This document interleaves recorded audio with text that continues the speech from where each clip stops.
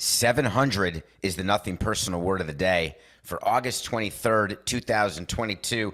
It's a Tuesday. 700 is a rarefied club. You want to get in the 700 club. I think there was a religious, like Sunday morning show called the 700 Club, but the one I'm talking about has 3 members. And then they shut the doors down. If you're not Barry Bonds or Hank Aaron or Babe Ruth, you can't come in. And I think that Hank Aaron and Babe Ruth would probably say, Barry Bonds, you can't come in. But he's in. There's nothing we can do about it. Needle or no needle, he's in. Can there be a 4th member of this club? Will they open the doors? Go through the peephole? Who's there? Hey, it's Albert. Albert? Impossible. It's inconceivable. You don't have 700 home runs. No, I swear to God, I got so hot my final year. I said I was going to retire. I was 42 years old, 52 years old, whatever I was, doesn't matter. I said I was going to retire. And then all of a sudden, like in August of that last season, back in 2022, I was just on fire.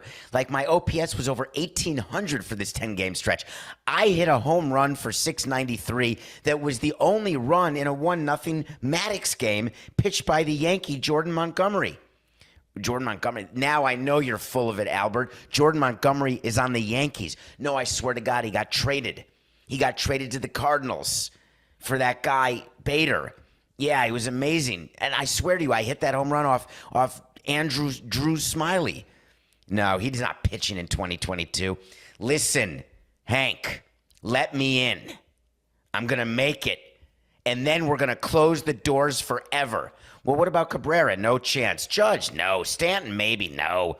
Soto? It's going to take a miracle. The 700 club in Major League Baseball. 700 home runs. Just do the math for 1 second, if you don't mind. 70 home runs a year for 10 years. That'll get you there. 70 a year for 10 years. Let's do it better. How about 35 home runs a year for 20 years? 35 home runs. Coca, while we're doing this segment, unscripted, unplanned, how many players per year hit 35 or more home runs? 5? 6? Mookie Betts? Nah.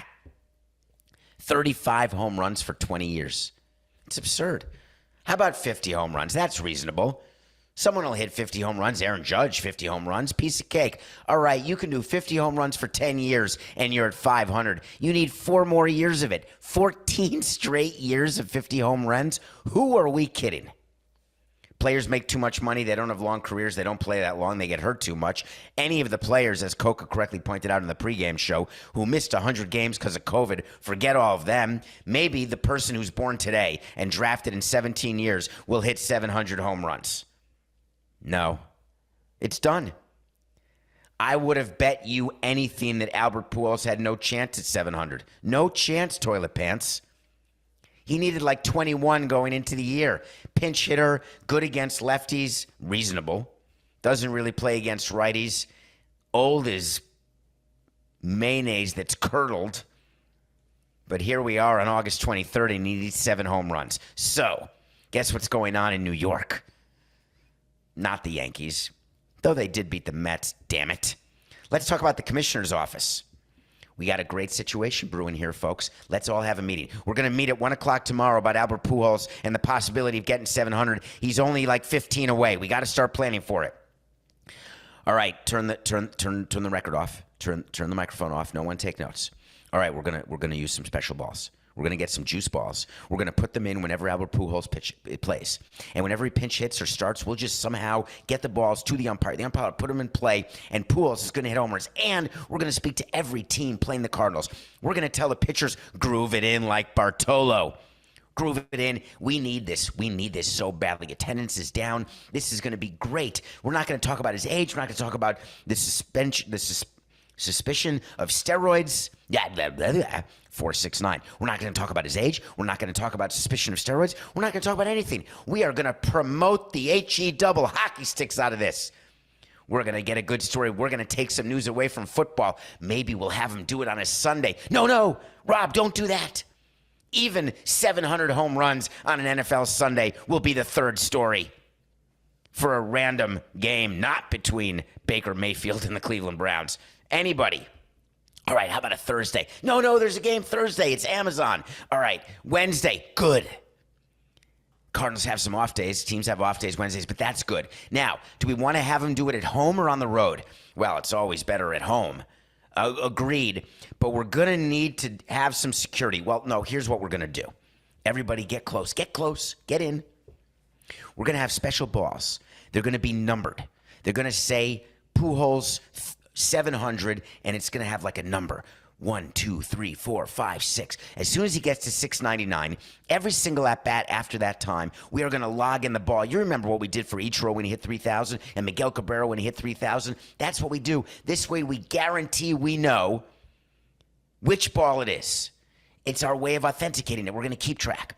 All right, now batting Albert Pujols. What number does he wear now with the Cardinals? Is he back to number 6, number 5? 23, 49, hike. I don't know why I don't know his number. I should know his number. Check your closet, David. New ball comes in. Number. Foul ball. All right, number 2, we're keeping track. Number 1, that's a cool souvenir, but it's not the 700. Pitch comes in. Boom. There it goes. A numbered ball will go into the stands. The number 1 hope is that it goes into a bullpen. And the team catches it and gives the ball to Albert. In the likely event that the ball goes into the stands, maybe it would go into Big Mac land. We're going to have security everywhere. We're going to have cameras focused on the outfield. And the reason we're doing this is that the minute that ball lands, we have to establish ownership of the ball, and we have to escort that person out of the stadium. It's gotten way more advanced since we did it for Griffey's 600th. But we had plenty of security. We were ready for it. We took care of it. It's a story that I've told on this show on Le Batard, trying to get that ball back to Griffey. Could not cut the deal. Griffey wouldn't pay enough money for it. How much is a 700 ball worth? When Babe Ruth hit his 700th ball, it went for $20. $20. And an autograph. Not bad. A Babe Ruth signed ball. Pretty good. $20. Barry Bonds' 700th home run. That was a thing. Remember that? Right in the middle of his crazy run to the record. So that ball was the subject of unbelievable litigation back in the day that you may not remember, because one guy had it, then one guy thought he had it, the other guy thought he had it. One guy sued the one guy saying, it was under my knee. No, it was under your knee. It was in my hand. No, you took it out of my hand. I want the ball. Your Honor, it's my ball. I want to sell it. Don't you sell it. The judge said, nobody sell it. Everybody stop. We're going to figure out who owns it. Get to the camera. We've got video evidence. What's the video evidence? There's 15 people jumping in a pile like a scrum in a rugby match or in a fumble on a football field. We've got people poking each other's eyes out like Larry, Moe, and Curly. We don't know what the hell's going on. I told my security people, listen, here's what we're going to do. When you see that ball, I want you to go down and I want you to get people away like they're trying to get the last piece of fruit on earth. Peel them off the pile. Find out who has the ball and get it done quickly. We will have every angle covered. It's not like it was 20 years ago. There are cameras everywhere in ballparks. If you think you're doing something like putting a straw through a hot dog to make your hot dog a straw and a beer and you're full of it, we're going to have video that there was a guy you came in with who was videoing you doing it because it's BS and it wasn't viral and shouldn't have been, and I forwarded it anyway. Whatever. Check the Twitter feed at David P. Samson. I thought it was real. I mean, I guess it was real. It just was set up. But we're going to be able to see it all. So the cameras are going to see. The guy's going to get the ball. And then, lawyers. There will be lawyers. Because I promise you, in 2022, we are a litigious bunch, these Americans. There will be people who believe the ball was theirs. And we're not talking about $20 anymore. We're not even talking about $804,000. That was the price of the Barry Bonds ball. We're talking about a price that will be well into the 7 figures. When you have an asset, think about the insanity of what baseball does. There is a known asset that is over $1 million. You are throwing that asset into a crowd of people. Imagine dropping $1 million bill into a group of crowded people. Do you think there'd be some shenanigans? Do you think the metal detectors need to be working at Busch Stadium that particular day? Extra security? One of the great things to think about when, this is very funny, isn't it? If you drop a penny, like in the grocery store, you pick it up, right? Generally, you're going to pick it up. Quarter, you see a quarter on the ground. What is your number? What is your bend over number? My bend over number is a quarter. If I see a quarter on the street, I will bend over and pick it up. I will. $1 for sure. 5, 10, 20, you bet your bippy.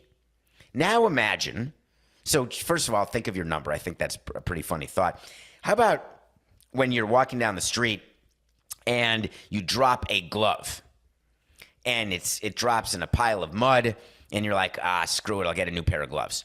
What if that glove instead were not a glove, but it were the $18 that you paid for the gloves, or the $10, or the $20? Don't ask me the price of a quart of milk. I don't know it, okay?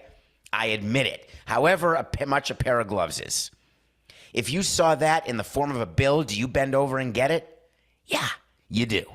So why don't you bend over and get the thing you dropped that you have to replace? It is such a weird mentality when you see liquid cash. It makes you do things. So imagine, here comes the pitch. Albert Pujols at the plate. He swings.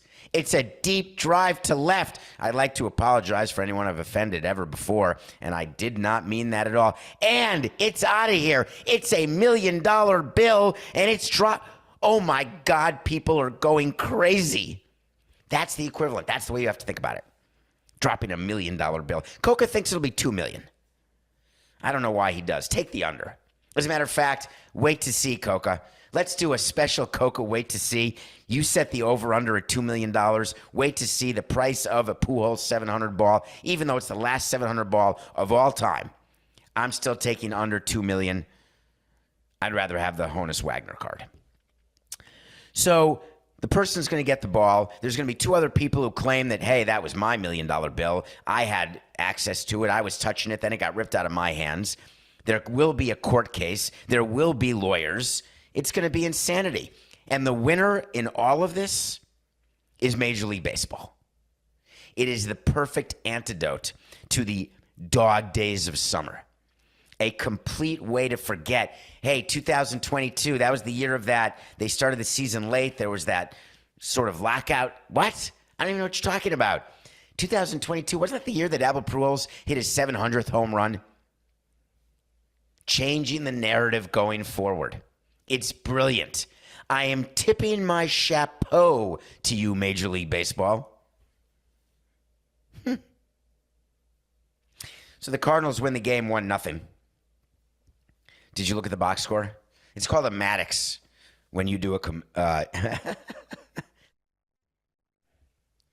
4, 6, 9. It's called a Maddox when you pitch a shutout in under 100 pitches. And that's what Jordan Montgomery did. It's not a complete game shutout. It's just a shutout. When you pitch a shutout, that means it was a complete game. You don't need to be in the Department of Redundancy department. If you look at the box score, you'll see that there was a player catching whose name you might know. His name is Yadier Molina. He went 0 for 3. Nothing much to note. Just a regular game. Caught it. No problem. But Yadier Molina has been in the news recently, and we have to talk about it. This is the Cardinal catcher who announced his retirement with Adam Wainwright and with Albert Pujols, and they're all going to go in the Hall of Fame first ballot 5 years from now if Pujols stayed retired at 699, which he claims he's going to. Can you believe he said that?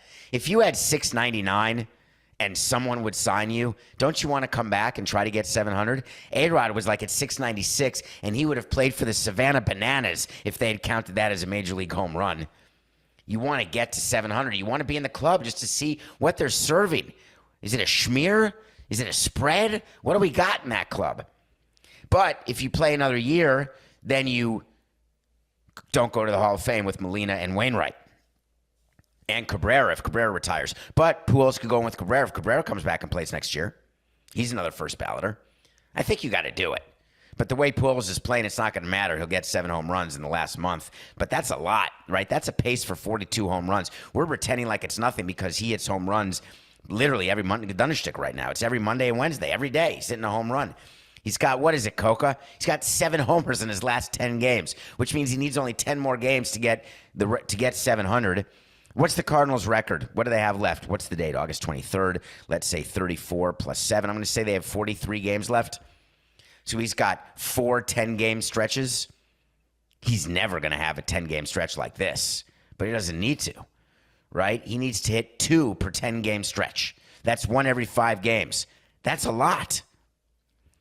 But Major League Baseball is going to make sure he plays plenty of games. The Cardinals have a 5-game lead, running away with the Central, which is just staggering how well the Cardinals have played in August. Anyway, Yadier Molina, he did a full David Copperfield. Disappeared. He's a magician. He put on his special purple coat. He twinkled his eyes like Samantha in Bewitched. And he was gone. Where is he? John Mazziliak is the president of baseball operations. When Yadier Molina disappeared, he said, he's attending to business matters. That's a good one, right?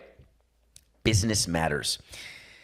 When our players disappeared, remember in 2003, Pudge Rodriguez disappeared in the middle of the season. He pretended he was rehabbing with somebody, but he was going to see his personal hitting coach because he stunk. He's terrible in the clubhouse. It was just a nightmare. And then he just left, and he didn't give us a choice. Yadier Molina was put on the restricted list by the Cardinals. He didn't get paid. He disappeared for 2 days. A business matter? Attending to business matters? What are you talking about? What business matters can a player attend to during the course of a championship season? I don't even want players attending to personal matters. You know where I stand on that. You have a job to do. Well, what about vacation? You get plenty of off days and plenty of vacation.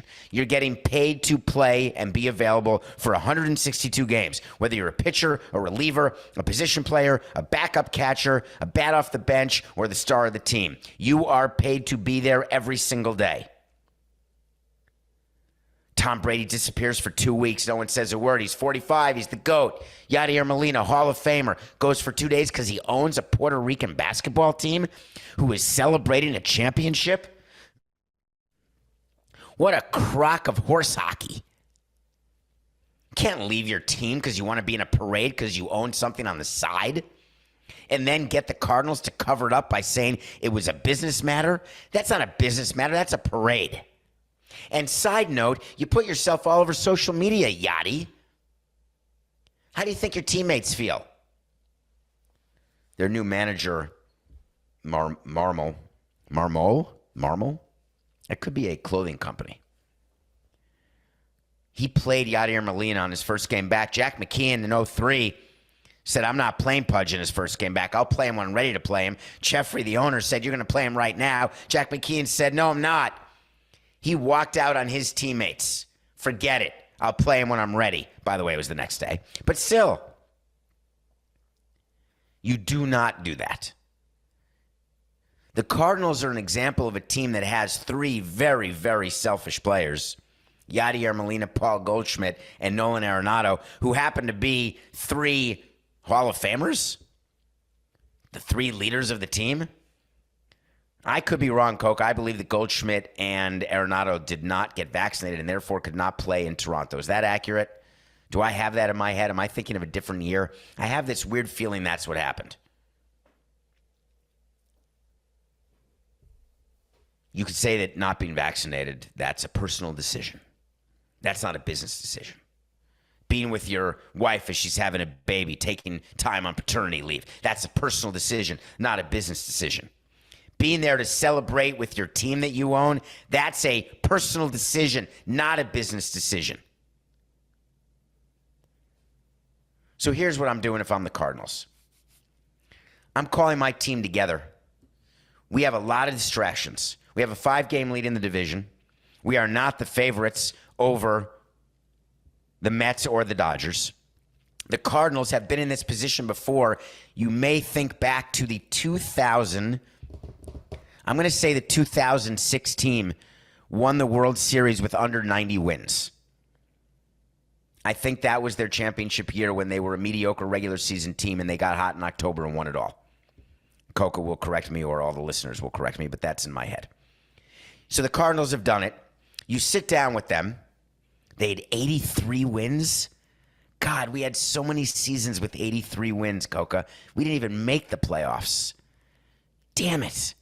They got in with 83 and won it all. Was it 06? It was. All right. So the Cardinals get together. They have a team meeting and say, listen, we're going to have a lot of distractions. We got Pujols hitting 700. We got players. We got to figure out what's going on with vaccinations in case the Blue Jays are in the World Series. We just got to think about some stuff. Do you want to win? Because if you do, let's start thinking team first, not player first. These players make so much money. They're so entitled. It is all them first, not team first. And there's not one thing an executive can do about it. I spent so many sleepless nights trying to figure out how to get people and players to care more about the team than themselves. Try doing it when you're not in contention. Then it's 25 guys, 25 agendas. Now it's 26. But when you're in contention, you all want to be pulling the same direction. Every single ridiculous metaphor you can come up with. It takes everybody to win a World Series. We can't do a clear out and give the ball to LeBron or Michael. We need performances. Either the Cardinals are in it or they're not. I'm so disappointed in Yadier Molina, and he's such a good guy. He's so good for baseball, and then he does this. I don't even want an apology if I'm a teammate. It doesn't matter. Oh, don't worry, he was going to sit one of the games. He actually only missed one game. Doesn't matter. You don't go. I'm ashamed of you, Yadier.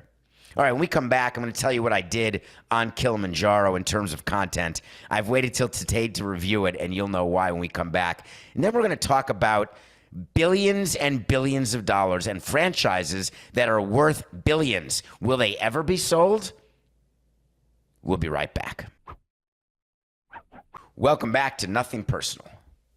My name's David Samson. Thank you for making it through the gauntlet of commercials. If you're on YouTube, Nothing Personal with David Samson, the commercials just get put in. CBS gets the money.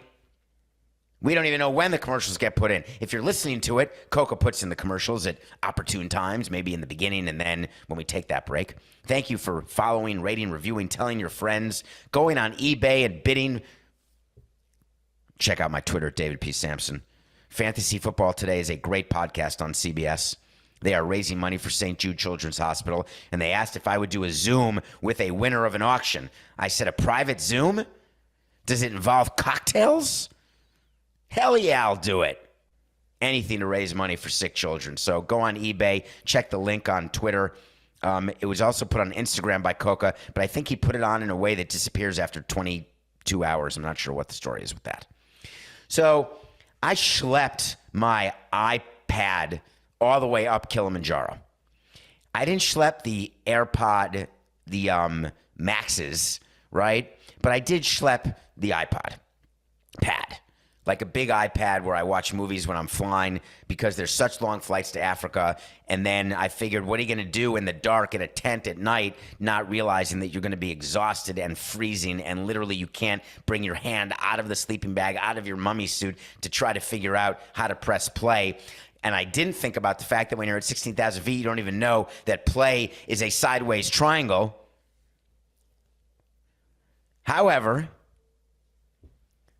there was a show called The Summer I Turned Pretty. And on Kilimanjaro, for the first 5 nights, we watched this episode. There were like 7 episodes, 8 episodes. This is a story about 3 kids, 2 boys, 1 girl. They grow up best friends. Then all of a sudden the girl becomes a woman, and the brothers who are best friends with the family friend girl who spend every summer together somewhere in Cape Cod or something. All of a sudden the girl becomes a woman and they say, ooh, I would not mind being more than friends. Let's do some swimming scenes, some dancing scenes. Let's do some beach scenes walking on the beach. Let's make this as syrupy and ridiculous as possible. And let's see if maybe both brothers want the best friend. And see which one she wants, and whether or not she gets him at the end, doesn't get him in the end, gets both at the end, maybe goes to a different guy, maybe gets drunk for her first time and vomits in the pool. Who knows what? I wanted to like this so much. This was a book that I was told was a great book. Didn't read the book. Could have been a good book. The Summer I Turned Pretty. Get it? She was a little girl and then all of a sudden turned pretty, and all of a sudden everybody opened their eyes to her. Just do me one favor and say thank you, and I will say back to you, you're welcome. Take the hours of The Summer I Turned Pretty, whatever allocation you were going to give, one episode, the entire series, and do something positive with your life. I happen to choose one of the worst things I've ever watched for one of the greatest accomplishments and trips of my life. And I will remember, I have this thing. I'm working on this therapeutically. Do you have this? Side note here, Coca. When I think back, I tend to remember bad things, not good things. I don't know why I do that. I really do want to work on that. It's horrific. So I have this memory of sitting there freezing, watching this crappy show and being pot committed. I don't know why I do that to everything except Party Down. I'm pot committed because I want to get it done. And it's so bad. I wonder whether the creator of The Summer I Turned Pretty is a billionaire. We're going to be talking about billionaires now for the next two segments. We're going to be talking about Man U and what's going on there because you want me to talk about it. And then I got to mention something about Forbes and what they did with the NFL this year. All right, Coca, play me some music. You know what I want? I want to talk to Samson. So you want to talk to Samson. Hi, David. Hey, I saw you on Twitter, David P. Samson. How are you? No, that's me saying how are you to the person who said hi, David. Have you seen what's going on in Manchester with Man U and the Glazer family? Do you think they will be forced to sell? Don't turn off the podcast or turn off YouTube if you're not an EPL fan. This is going to be an interesting segment about the difference between America and the UK. When Americans go to the UK, here's what happens. It starts with a protest and ends with a disgraced sale. In 2000 and something, I went to Liverpool to go to a Liverpool Man U game, ironically. Liverpool just lost to Man U yesterday, ironically. It was a game in Anfield in Liverpool. Unbelievable. Get to the stadium, and all of a sudden we're almost run over by thousands of supporters holding signs. Sell now, Hicks, you American. Tom Hicks and his family owned Liverpool at that time. Tom Hicks was in a tremendous amount of debt. Tom Hicks was not spending the money that the supporters of Liverpool thought he should spend on Liverpool. And they wanted Tom Hicks to sell, and they protested. This is the league, the EPL, where the fans have way more power than they do in America.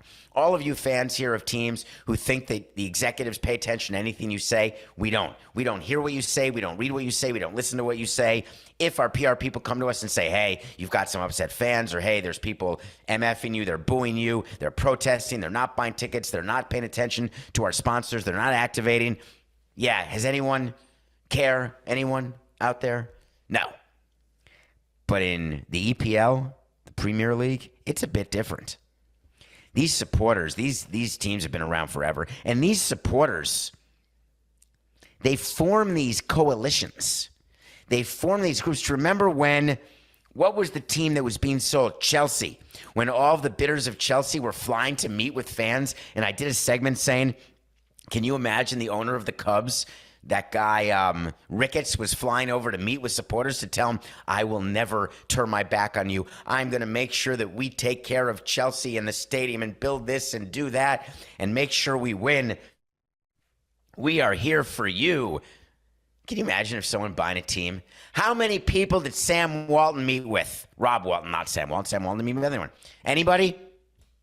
I don't think so.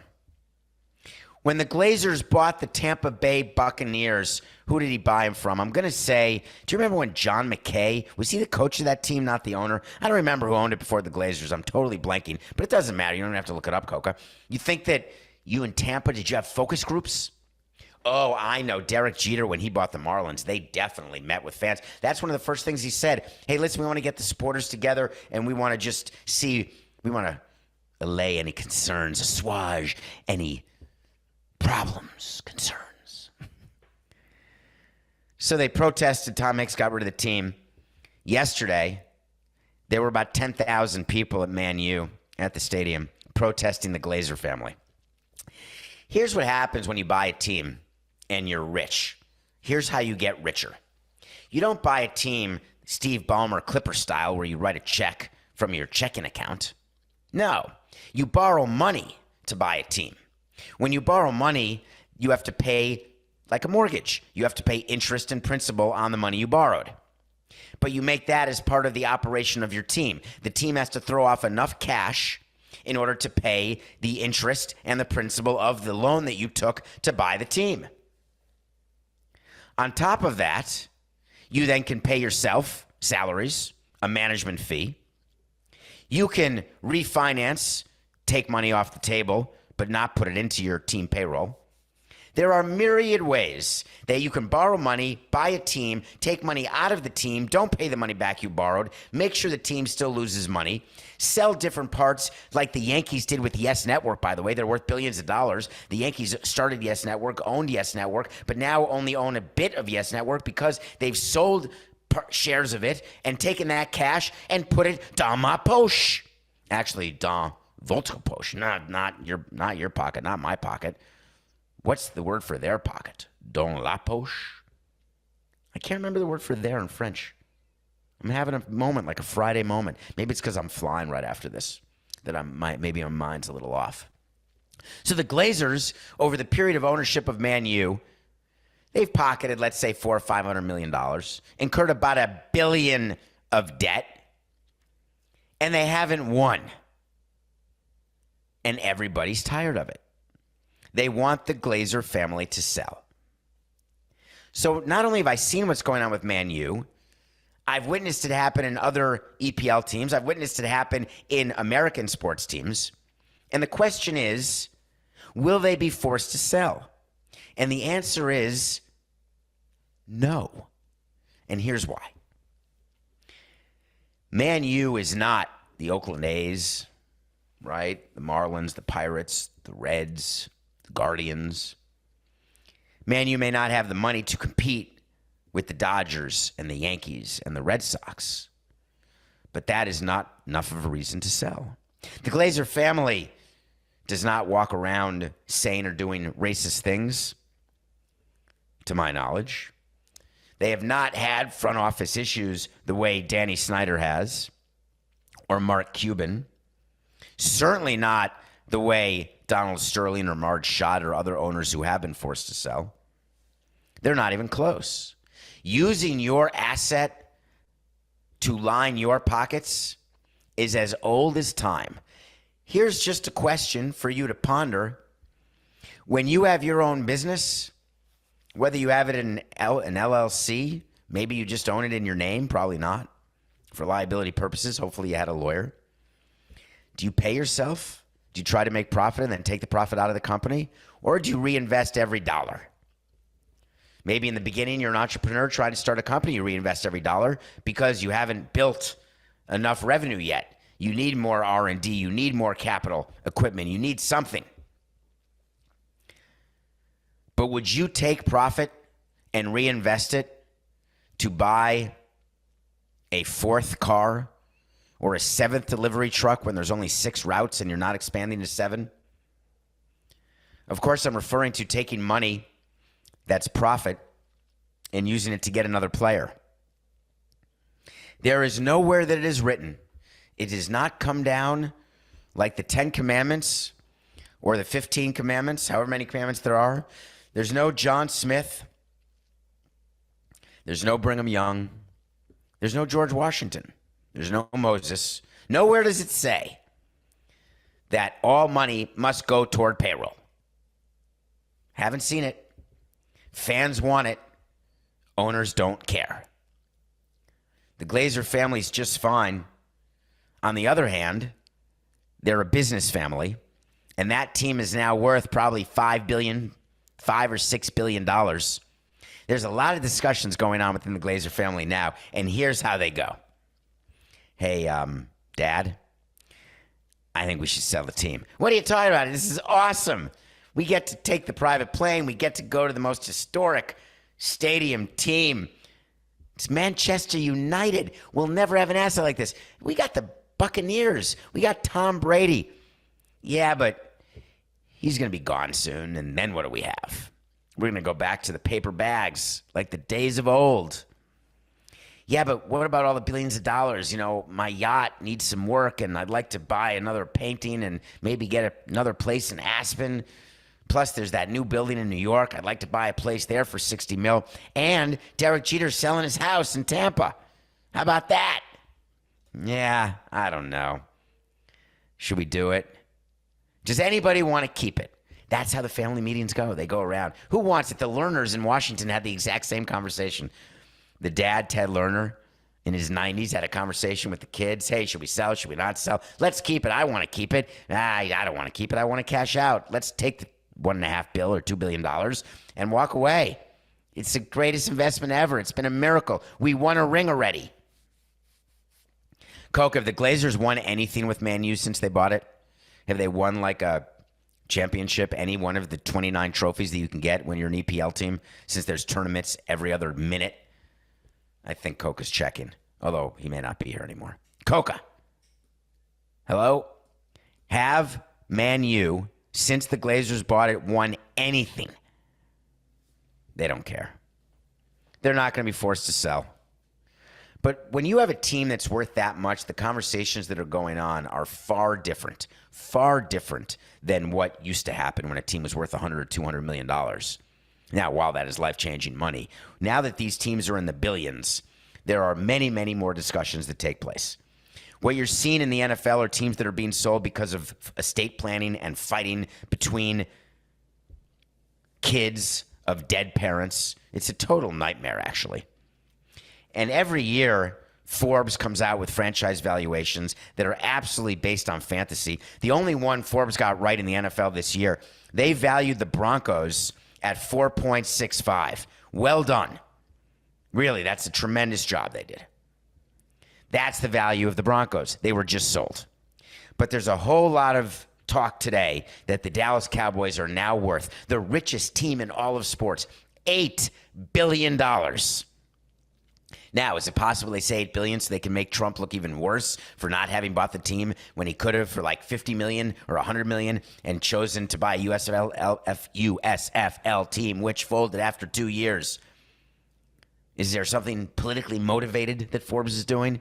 Don't know. Or do they say if the Broncos got 4.65, we got to put the Giants and the Rams and the Cowboys above that? They look at what they put the Yankees, definitely the NFL's way above. The average NFL team, according to Forbes, is like $4 billion now. It's insanity. The families who own the Giants and the Cowboys, the Jones, the Mara family, the Rooney family, at what point will they realize that if they didn't do the proper allocation of shares and trusts and estate planning, they're totally screwed if they croak still owning the team? These teams are very difficult to be passed down. Jerry Jones wants to pass it on to his son. There's 20 generations of Mars. Maybe Joaquin Phoenix could end up running the team. That would be something, wouldn't it? That'd be like a movie. He walks in, hey, I own the Giants now. If you don't get that, you should. Jerry Jones has said he'll never, ever sell the Cowboys. If someone came up to Jerry Jones right now and offered him $8 billion, you're going to pay, let's say it's a 40% tax on the full $8 billion. Let's just say that for fun, right? That's $3.2 billion. Let's even say you pay 50% tax, which is not accurate, but just let's say you do. So 50% of $8 billion, he collects $4 billion. He has the $4 billion. Forget the fact that it's been cash flow positive, doesn't matter. He's got $4 billion. Then he dies. He's got to pay another 50% in estate tax. He's passing on $2 billion to his family. An $8 billion asset gets $2 billion passed on, assuming that he doesn't die in a year when there's no estate tax, and assuming the estate tax stays in place.